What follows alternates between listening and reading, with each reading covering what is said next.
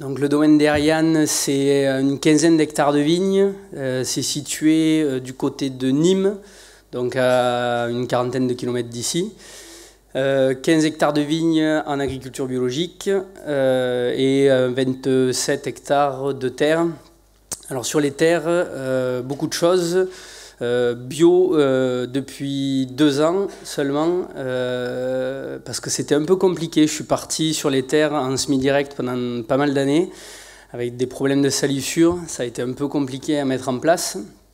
J'ai fait du blé, de l'orge, des pois chiches, j'ai fait du sorgho, j'ai fait... Qu'est-ce que j'ai fait? Plein de choses. Après des luzernes, des sainfoins. Donc par rapport au sainfoin, ce que j'expliquais à mon collègue, c'est que j'ai un partenariat avec un éleveur qui en fait vient pâturer les sainfoins ou vient les faucher. Ça dépend de ses besoins et ça dépend aussi un petit peu de l'année et de la saison. Bon, cette année c'est un petit peu compliqué.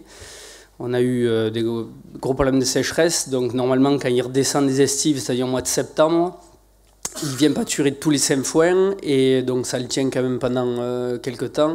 Et après, il les laisse et il les fauche.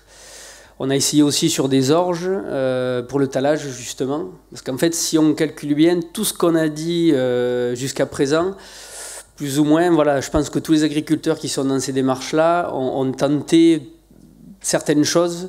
On ne peut pas forcément le publier, ne peuvent pas forcément en parler à tout le monde, mais bon, on cherche. Le truc, c'est qu'on cherche voilà, tout le temps. Donc, par rapport à ça, en fait, c'est un peu les grandes cultures qui m'ont amené à l'agroforesterie en cherchant beaucoup de choses sur Internet. Il faut vraiment saluer tout ce qu'il y a de toutes les personnes qui veulent bien prendre du temps pour diffuser l'information. Je remercie Monsieur Duprat, j'ai lu et revu et vu plein de choses, voilà, tous les paysans qui sont là. C'est vraiment essentiel de communiquer, de diffuser. Et justement en regardant, en passant des soirées, à regarder YouTube, à regarder tout ce qui se faisait, j'ai découvert qu'il y avait aussi des sociétés qui étaient spécialisées, des sociétés, c'est pas des sociétés, mais des gens qui étaient spécialisés là-dedans. C'est là où j'ai découvert Agrouf. Avec vraiment des interventions très pertinentes et des réponses à mes questions sur l'agroforesterie, sur les possibilités qu'on avait. Alors je passe, bon, ça c'est des photos juste du domaine.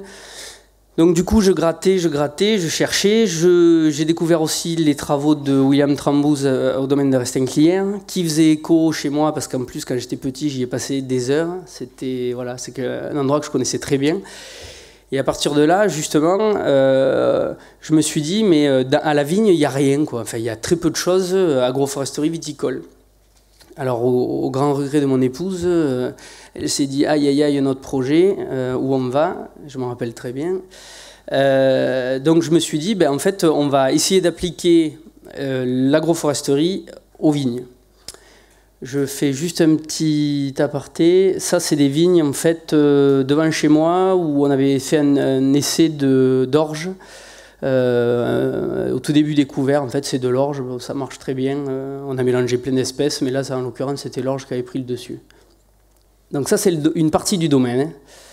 Donc avec Agrouf, avec Daniel Eori et Fabien Liagre, on a réfléchi à implanter en fait des lignes d'arbres. Et moi, je leur ai dit, je veux pas que ça soit un souci pour travailler. Vraiment, la base, c'était mécanisation. Alors, sur le domaine, je ne vendange pas forcément la machine, je fais une partie à la main, une partie à la machine, mais par contre, traitement, ça se fait avec des machines, et je voulais pas, j'avais une hantise, c'était de dire, bon, ben voilà, quand je vais arriver au bord des rangées, il va falloir que je fasse attention, que je relève un bras, que machin, non. Ça se fait la nuit, maintenant les traitements, pour que ça soit efficace, il ne faut pas de vent, ça se fait la nuit, donc je voulais quelque chose de simple. Donc, après mûre réflexion, on a décidé de partir des traitements. Donc j'ai dit, moi voilà, je fais 4 rangées à la fois, donc on prend des multiples de 4. Du coup, on a, en fonction de la parcelle, on a positionné 12 rangées de vignes, une rangée d'arbres. Et on fait des blocs comme ça, de 12 rangées d'une rangée. Ça aurait pu être 8, ça aurait pu être 16, on a décidé comme ça. En fait, ça fait ça fait un système de sillons en fait, pour traiter, et je passe comme ça tout le long de mes parcelles, enfin, à l'intérieur des rangées. Mais c'est simple, parce qu'il fallait que ça soit simple. Alors, pour implanter les arbres, on n'avait pas trop de repères par rapport à ce qui était fait avant. Tout ce que je savais, c'est que c'était des grandes parcelles. Ça, c'est une grande parcelle de prairie. Et que j'ai une horreur, une sainte horreur dans mon métier, c'est d'un la monoculture et deux les grands espaces. C'est joli, c'est super pour les tracteurs. Ça fait, c'est plus pratique. Mais je voulais refaire des petites parcelles. Et je voulais justement améliorer la biodiversité. Je voulais faire en fait tout ce que vous avez entendu, ça m'a traversé l'esprit à un moment donné. Donc, mais il fallait que ça reste quand même rentable quoi, dans le travail et facile à travailler.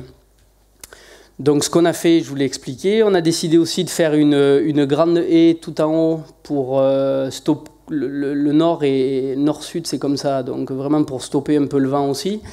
Ça c'était intéressant. Et après, avec Daniele, on s'est attelé à faire des fosses. En fait, j'ai planté les vignes et après, dans l'hiver, on a fait des fosses un peu partout pour calculer quelles essences mettre. Donc, il y avait des profils vraiment différents. Il y avait des mouillères, enfin, il y avait vraiment des zones humides. Il y a plein de choses compliquées à gérer et on a décidé d'user de bon sens, en fait. On a utilisé... Bon, au départ, moi, j'étais assez partant pour faire plusieurs rangées d'arbres, les mêmes arbres, que ça soit symétrique, que ça soit assez droit. Et ça, c'est vrai que c'était un peu dommage, donc j'ai bien voulu changer en fait mon fusil d'épaule et on est parti sur tout ce qui était possible de planter, plutôt en climat méditerranéen, bien sûr, et en mélangeant toutes les espèces et des arbres à auger, des arbres bas, des oliviers. Alors les oliviers, ça c'était surtout parce qu'il y avait des endroits où il y avait très peu de sol. Donc on s'est dit, les racines sont traçantes, ça nous posera moins de problèmes. Après, il y a plein de choses. Bon, là, c'est des abréviations. Il y a des plantes fixateurs d'azote. Voilà, il y a de la cornille, du baguenaudier, des cytis communs. Mais il y a vraiment plein de choses. Je ne vais pas tout vous dire. Voilà, pour que ça soit divers et surtout que ça apporte de la diversité. Stopper la monoculture, de la diversité. Il y a très peu de bois d'œuvre, hein, parce que voilà, il y a un peu des noyers, mais c'était des noyers qui étaient aussi présents avant sur le domaine. Je vais juste faire pour être court, une petite parenthèse par rapport au problème que j'ai eu sur ce dossier. Parce que quand vous plantez, bon, les plantations sont subventionnées en vigne. Quand vous plantez les vignes, donc tout ça c'est de la surface plantée maintenant, hein, chaque fois entre les lignes, ben vous avez un contrôle de FranceAgriMer. Et FranceAgriMer, à chaque fois, si vous voulez, contrôle vraiment au ras des souches. Et quand vous implantez des lignes d'arbres au milieu, eh bien vous augmentez la probabilité de vous être trompé. Et du coup, c'est extrêmement compliqué à calculer. Et comme le système est bien fait, si par hasard vous déclarez trop, ben vous prenez des prunes. Et donc, depuis le début, je dois en être à plus de 1 500 € d'amende parce que je n'ai pas planté correctement dans le cadre. Voilà, c'est quand même assez particulier, mais c'est comme ça. Donc, comment dire, si les services publics pouvaient prendre un petit peu en compte ça, du moins qu'on ne prenne pas de prunes, ça serait pas mal.